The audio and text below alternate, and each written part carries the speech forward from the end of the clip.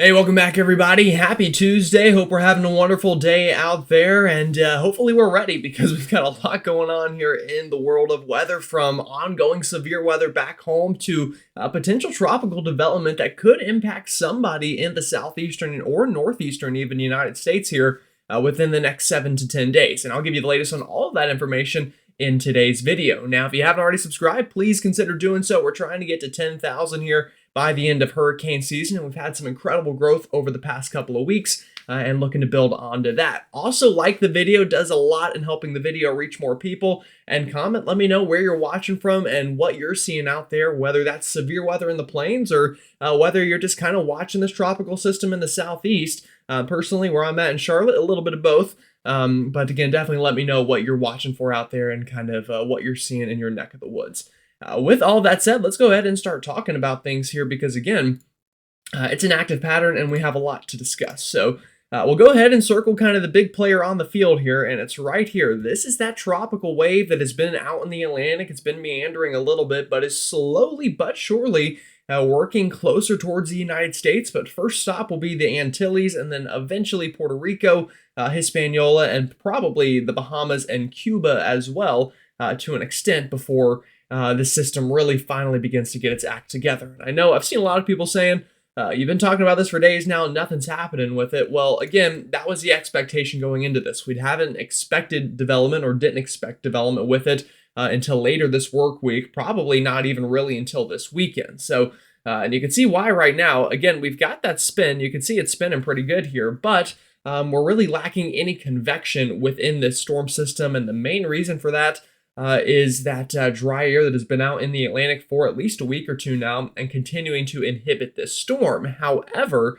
as it kind of gets into this region, out here near the Bahamas, Cuba, Hispaniola, and just off the coast of Florida, conditions are going to become more favorable for development, and that's when we expect things to really begin to pick up and probably this eventually form into a tropical depression and even potentially Tropical Storm Debbie again this weekend before impacts would be felt early next week somewhere in the southeastern United States. But again, we'll talk about all that and all the possibilities here in just a moment. Now, the latest from the National Hurricane Center here does paint this now at a 60% chance of development within the next 7 days. Again, still 0% chance in the next 48 hours. So again, nothing has changed there. But I did mention the past couple of days we're going to slowly see these chances uptick, and I imagine by tomorrow afternoon's update, if not tomorrow morning, we'll probably be in red territory here, meaning we will have a high chance of formation within the next 7 days. So again, 2 days ago we were at 40%, yesterday we were at 50%, and now we're at 60%. So again, slowly those chances are increasing. And again, right now, it's one of those systems that's going to take time. It's very big. It's got a lot of dry air to kind of work out of its system. So that's why development is expected to be slow, and I wouldn't expect any sort of rapid intensification with this storm system, especially not within the next 4 or 5 days before, again, this highlighted area the storm gets into, again, just off the coast of Florida through the Bahamas, again, potentially up near the Carolinas into early next week. So again, that's the latest on this system, but the reason I'm sure many of you are here for is to look at some model guidance. So let's go ahead and do that. I'm going to try to not breeze through this by any means, but go a little bit quicker because basically, again, we've got a couple of days until we really know what's going to happen, and we've still got a lot of question marks to answer. And also, I've had some comments with some very nice individuals suggesting that maybe I'm taking a little bit too long here. So either way, here we go. European model, latest run from last night for, again, potential Tropical Storm Debbie. Again, still a wave right now, and it'll stay that way now through at least Friday, I think. Now, once we get to Friday afternoon is whenever this storm is really going to have the potential to kind of blossom into something a little more defined. And you can see that here, again, still just kind of an open wave, but getting more organized going into this weekend here over the southern Bahamas and near portions of Cuba. Now, as I move this further ahead into time, the storm system continues to kind of ride up through the Bahamas and eventually really begins to deepen and tries to form a little center of low pressure here Saturday or Sunday of this weekend just off the coast of Florida. Now, again, at this point, still a weak system, although a large one. So that does mean a couple of things. One, it will, like I said, be more difficult to kind of, get that center of the storm to really develop quickly. But one negative to a large system is things like storm surge are going to be easier for the storm to produce, even if it isn't all that strong. In fact, if you remember Tropical Storm Alberto at the beginning of this hurricane season, we had, again, that surge out here near Texas that got kind of to levels a lot of people didn't expect from a tropical storm, but it was mainly due to the size of that system. And this one could be similar as it kind of, here in the latest run of the European at least, tracks up the Florida coastline and eventually kind of stalls out a little bit, to be honest with you, early next week, just off the coast of Georgia and the Carolinas, and then eventually just kind of sits right over the Gulf Stream here, just offshore from Myrtle Beach, Charleston, and Wilmington throughout the first couple of days of next week, and again, just meanders there for a while. So I know you're looking at this and you're saying, well, 1,008, 1,007 millibars, that's not really that big of a deal, and you're right in terms of wind speed. But again, this is a large system. Just look at how big of an area this is taking up. I mean, the pressure field from this is quite large. So if we do get a situation like this, we are going to have long periods of this onshore flow through portions of South Carolina, North Carolina, even potentially north of there. That would likely lead to some storm surge and some coastal flooding and a lot of rain. So again, whether this is a strong system or not, will be important, but just any system at all that would park itself over this area would bring some impactful weather for sure. And again, I'd be willing to bet if a storm like this were to just kind of sit over the Gulf Stream for a while, even if there is a little bit of dry air or wind shear, it would likely strengthen to tropical storm strength at least. So again, it doesn't look too threatening necessarily on the model itself, but whenever you really dig into the impacts, that would be a pretty impactful storm for portions of the Carolinas, and even potentially up into portions of the coastal mid-Atlantic. All right, that's the latest European model. What about the GFS? Well, a little bit of a different scenario here, but starts the same. Again, this wave gets out near the Bahamas during Friday and Saturday, but still relatively weak at this point on our GFS model, kind of just parked over portions of Cuba, if not just north of there. And as we move this ahead into time, the GFS continues its thinking that this is going to get into the Gulf of Mexico. This is Sunday afternoon, August 4th. Here we go. Here's the storm. Again, less than a week from now, parking itself just offshore from the Keys, or I shouldn't say parking itself, it's moving, but just offshore from the Keys and the Fort Myers area.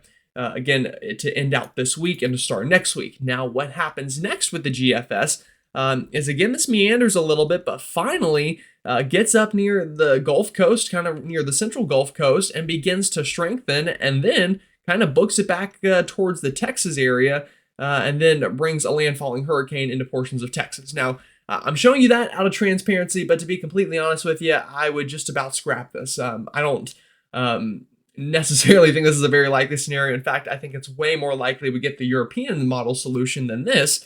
But again, just to have transparency here and to show you everything that we have, I'll show this to you. But again, I think the GFS has been struggling a little bit with the storm. It's lacking some support from its ensemble members, which I will show you here later on as well. And the European has just been latched onto this idea of, a southeast coastline event for the better part of 5 days, if not longer than that. So again, I'm leaning towards that compared to the GFS, which has been a little wishy-washy. But again, I'm going to show it to you out of transparency. And not to say that it can't happen. It's definitely not impossible, but I'd give a solution like this about a 10% chance, and I'd give the European more like a 60% chance. And then, everything kind of in between that last 30%. All right, the Canadian model, the CMC or the GEM, whatever you want to call it. Let's take a look at that and see what it's showing here. Again, starting at the same time frame, and we'll book this into Friday afternoon. Again, here's our wave. At this point, getting into a more favorable environment, becoming stronger, becoming at a point that it wants to do a little bit more. And the Canadian now kind of brings this up near the southeast coast as well, much like the European. And by the time we get into early next week, near picture perfect with the European model, having some low pressure here just off the coast of the Carolinas. Again, probably near Charleston or Myrtle Beach, a weak low pressure, but again, still a big area of low pressure. So we are going to, again, see, widespread onshore flow here with a scenario like this. And then eventually, again, kind of strengthening a little bit here on the Canadian and kind of riding the coastline here up near the Outer Banks and eventually out to sea here, getting up towards, portions of the Northeast. And I'll even show you the Northeast here because I've had some comments asking me, why I haven't shown this further out. But again, just in the name of transparency, we will. Let's see if I can find a good map to use here on the fly. We'll just have to use this one. Sorry, doing this on the fly here. But again, here we go, the Canadian model. And I should mention, this is 7 to 10 days out. But again, gets off the coast of North Carolina there, and then strengthens on its approach up towards potentially some impacts near Nova Scotia and Newfoundland well on down the road. But again, that's just one model run, and not one that I would really lock in right now. But again, it's something to watch if you're up in the Northeast. If you're in Nova Scotia, Newfoundland, impacts way down the road. But, check in every day or every other day just to make sure you're up with the latest information, should a solution like that be something that evolves.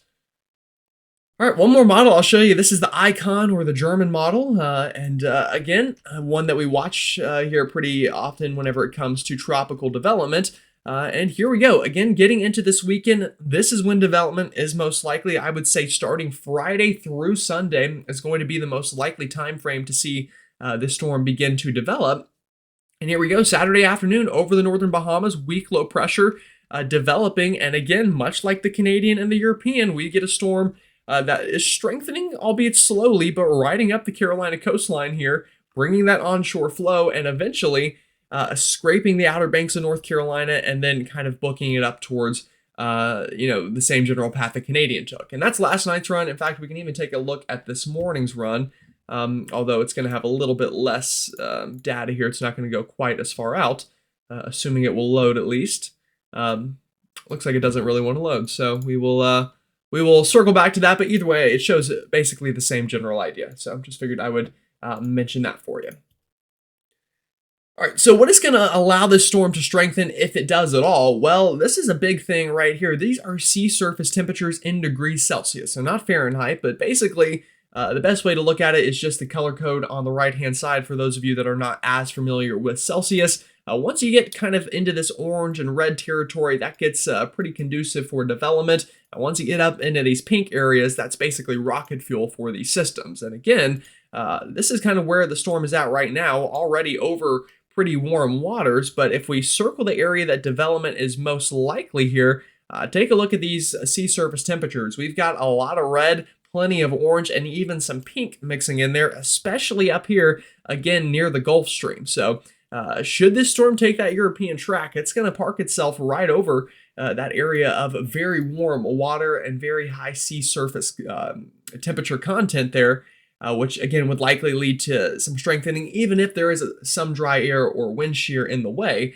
I would still expect at least marginal strengthening, at least up to tropical storm strength with a solution like that.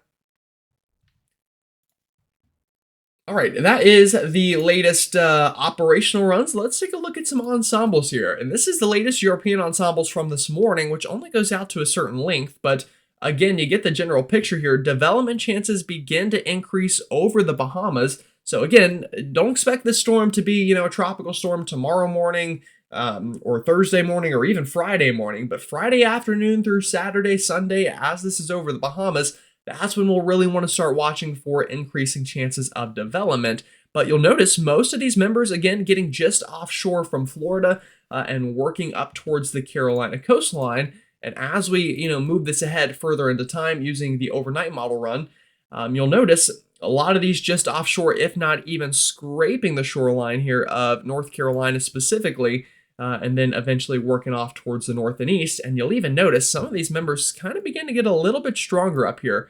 Some of these getting into tropical storm strength, a couple even approaching hurricane strength here. Again, once we get to that kind of latitude of North Carolina. So that's a very real possibility. That's something we'll need to watch for. And again, these are the European ensemble members, which again is the model I'm kind of leaning towards right now. But again, out of transparency, let's show you the GFS ensemble members.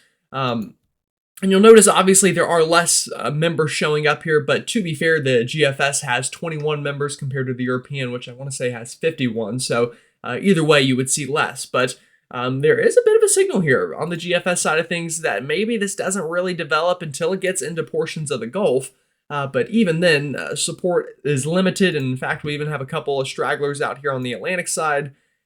So again, not aligning with the European by any means, but again, I'm still going to lean towards the European, just given the track record it's had and kind of the general direction we've been running on here. All right, let's take a look now at the latest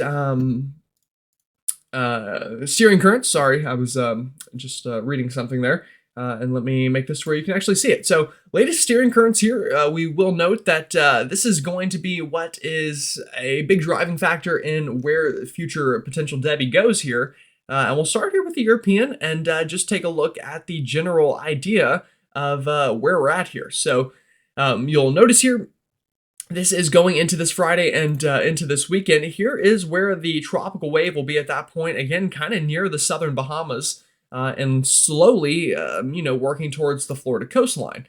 Now, what is going to happen not long after that is we're going to see a trough kind of dig down out of Canada and into the eastern United States. And this is what is going to eventually pull Debbie northward. And this is why the European does it at this point, is this trough is a little bit stronger. It digs a little bit further south. Also, this tropical wave begins to strengthen at this point, which is kind of beginning to connect it to this trough a little bit. So because of that, again, you're seeing that wave pull northward.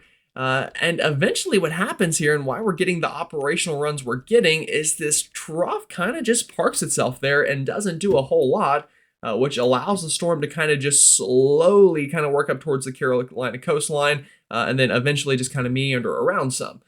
So that's the main reasoning for that. The GFS model, what is different is it just shows that trough not getting quite as strong, the storm not getting quite as strong, and everything getting pushed to the Gulf, and then it kind of adds a ridge after that and just meanders it through the Gulf a little bit. But again, the European has been consistent with this, so for now, I'm going to lean towards this thinking. Should anything change, though, and should the GFS maybe look to be a little more correct, and should the models correct that way, then we will definitely keep you up to date with those changes.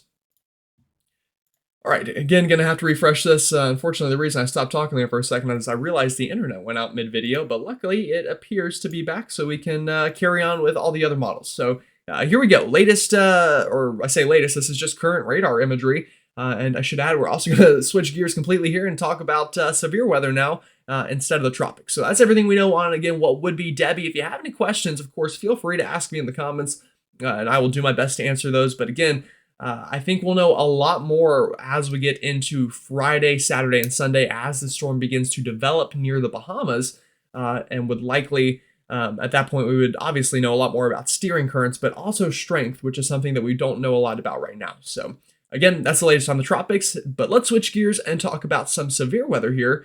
And you'll notice, again, kind of more of what we expected. We've got just this train of storms, and again, I'll have to pick a color you can actually see, but we've just got this train of storms that is working through this ring of fire I've been telling you about, and we've saw some pretty feisty storms the past couple of days. We had some strong storms in upstate South Carolina yesterday, brought some strong winds, had a couple tornado warnings in Illinois, Indiana, and I think even parts of Kentucky yesterday evening.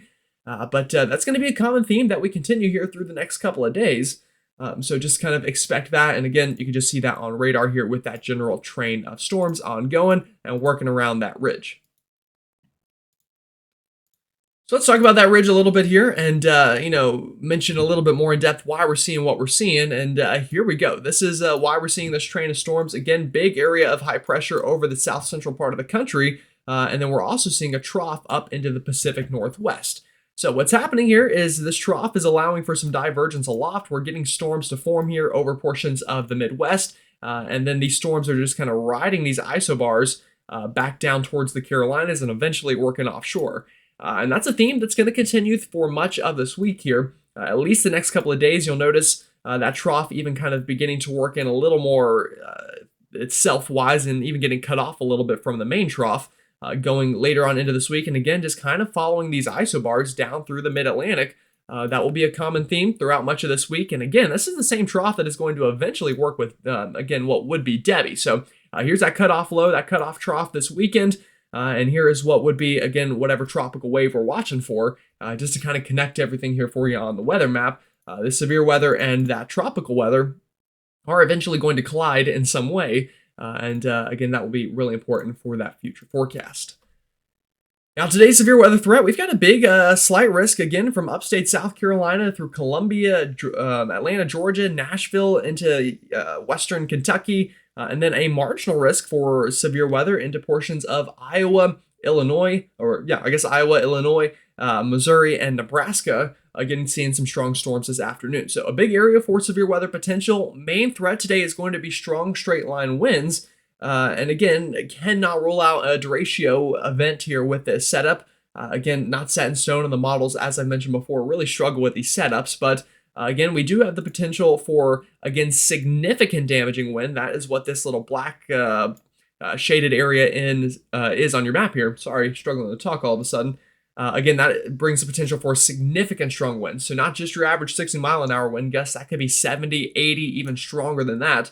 Mile-an-hour wind gust in that area should we see a complex of storms develop. And again, that would eventually track down through this yellow region into portions of South Carolina and Georgia. And again, it's going to be a couple different complexes. We may have one complex here and have another complex here at the same time. But again, the general flow is right through that yellow path here. That's where we're going to have the highest chance of seeing some of those strong straight line winds, and cannot rule out an isolated tornado as well in any of these green areas. Although anyone in the threat today has a non-zero chance of a tornado, meaning, again, it's not necessarily likely, but cannot completely rule it out. But the highest chances, again, are going to be in this green area on your map here, from Minneapolis down through Des Moines, even getting down towards Nashville and even into central Kentucky and much of the state of Illinois. So going to have to watch out for that as well. And then that gets us into tomorrow, where we have another threat of severe weather for just about anyone in the Midwest or the Ohio River Valley. Same general idea, complexes of storms working on through. And then we'll continue that trend on our, sorry, I'm trying to think of what day of the week that would be. Let's see, today's Tuesday, Wednesday, this would be Thursday. Again, continuing the trend here with a slight risk and a marginal risk for much of the Ohio River Valley, and even down into portions of the Mid-Atlantic, where strong straight line winds will once again be the main threat to watch out for. All right, final map I'm going to show you here. This is our latest NAM model. And again, I'm going to say the same thing I say at the start of every video. These models struggle with these setups, so do not take this verbatim. If you are in any threat area from the Storm Prediction Center, just assume you have a chance of strong storms, with the main threats being straight line winds and an isolated tornado, and some hail is also possible. But again, straight line winds is going to be the main threat here. With that said, though, let's take a look at this model. Again, this is the latest NAM model. And you'll notice getting into this afternoon, this is the general idea. One big complex of storms up here into Iowa. That's where we have that significant severe wind potential. So again, that'll be the main threat today, is that complex of storms. But everywhere else, again, isolated storms and small complexes of storms kind of working on through this general flow through the atmosphere like this. So again, just know strong storms are possible at any time today. That complex of storms eventually works on through St. Louis, southern Illinois this evening, and then overnight tonight, working on through the Ohio River Valley, and then crashing south towards Nashville and Memphis. And again, could even see some other complexes of storms overnight tonight. Again, you'll notice one here in Virginia, another one kind of here near the mountains of North Carolina and Virginia, and another complex of storms getting going back through Iowa. So it's just a train of storms, to be completely honest with you. You're going to have periods in between. It's not going to be a washout the entire time, but any time during really the next couple of days, a strong line of storms could move through your area if you're under one of those threats from the National or from the Storm Prediction Center. Now here we go, Wednesday afternoon. Again, more storms fire here. Again, you'll notice some down into the Carolinas. These could be strong to severe. Some up into the Northeast could be strong to severe. And then another complex of storms developing back towards the Dakotas potentially on Wednesday afternoon. And again, all of these just following that same flow that we've been talking about. Again, just going to be a common theme here throughout the next couple of days. And then that gets us into Thursday, which again, Thursday afternoon, that next threat area is going to be into this region. So we will continue to watch out for that and continue to keep you updated and give you the latest on all of that information. Alrighty, folks. Well, again, I appreciate you hanging in there. If you haven't already subscribed, please do so. Like the video and comment. Let me know what you're seeing in your area and kind of what you're expecting throughout the rest of the week as well, based off of this forecast. Alrighty. Well, y'all have a great rest of your Tuesday. Enjoy it out there, and I'll see you all tomorrow.